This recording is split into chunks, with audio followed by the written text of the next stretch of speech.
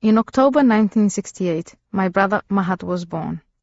My parents finished building the house on the land my mother had bought in Mogadishu and moved in, bringing with them my older stepbrother Muhammad, who was 6.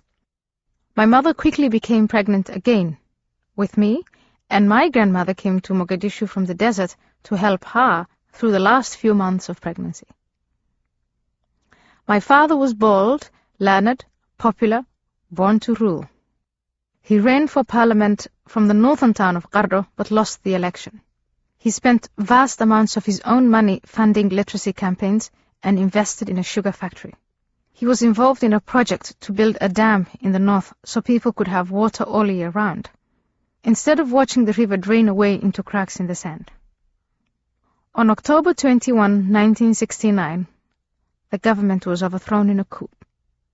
23 days later, I was born on November 13, 6 weeks too early, and weighing a little more than 3 pounds.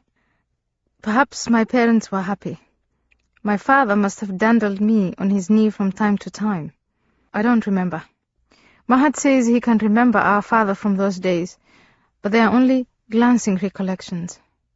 Father was so often out of the house. My sister Hawea was born in May 1971. A few months after that, my father's first wife, Marian Farah, gave birth to my stepsister Ichabo. There was some sort of dispute, and my father and Marian divorced. And then, in April 1972, when I was 2 years old, my father was taken away. He was put in the worst place in Mogadishu, the old Italian prison they called the Hall.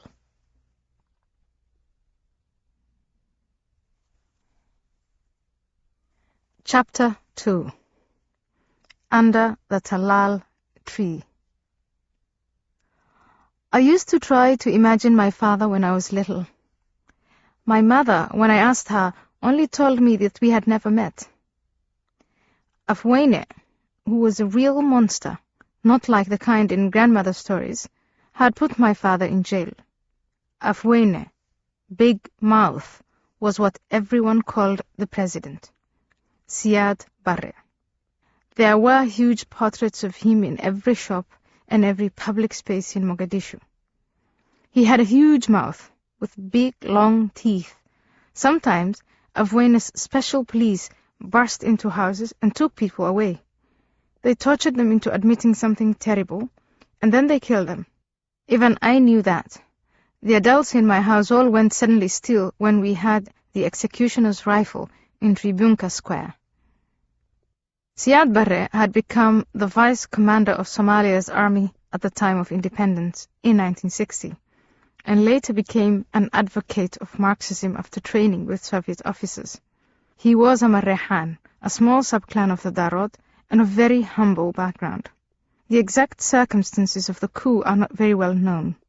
It's not clear whether Barre ordered the assassination of the president, or whether he simply took power in the aftermath of the president's assassination. His regime was a classic Soviet client state, with a single party, single trade union, a women's organization, and young pioneer groups. A great deal of money was spent on weaponry rather than on development. But still, there was a conscious investment in schools, whether to educate children to adore the regime or simply to educate them. Every night, till I was 6, as my mother stood over the charcoal brazier, we children knelt in a semicircle and begged Allah to free our father.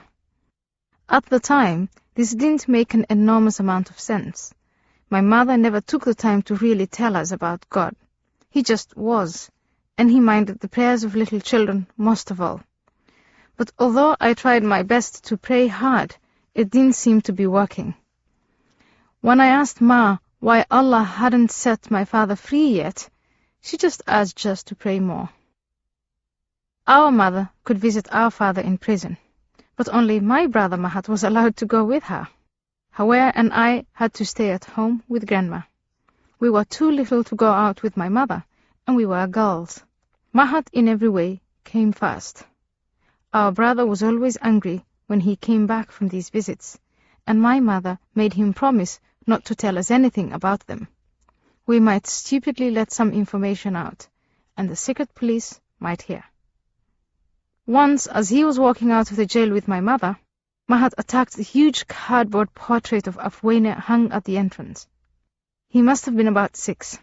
He was throwing stones at it and yelling. Ma told my grandmother when she came home that night, "Thank Allah the prison guard was from our clan." Ma sounded as if she couldn't help admiring Mahat's warrior spirit. But the guard could have accused her of teaching her son to oppose the government, to be an auntie. I knew that were it not for Allah and the protection of the clan, Hawa and I could have been sitting alone under the tree that night with my grandmother, begging Allah to free our mother and brother from prison too. Allah was a mystery to me. One of my first memories, from when I was perhaps 3 years old, is of watching my grandmother engaged in an inexplicable performance. She was crouching face down on a mat in her bedroom with her nose on the floor. I thought that she was playing some kind of game with me, so I pranced around and made faces at her, poking. She ignored me and continued bending up and down, muttering things that sounded maddeningly strange. I couldn't understand it. Finally, when she had finished, she turned around to me with a very scary look on her face. "Bastard child," she cursed, hitting me and biting my arms. "Let Almighty Allah take you away. May you never even smell paradise." My cousin Sanyar, the 13-year-old daughter of my mother's twin, extricated me from my grandmother's fierce grasp and took me outside. Sanyar helped my grandmother look after us when Ma was out.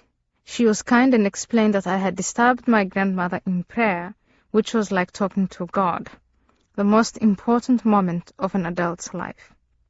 I was startled. I knew for sure there had been nobody but Grandma and me in that room. Sanyar said I was too little to understand. When I grew up, I would feel Allah's presence.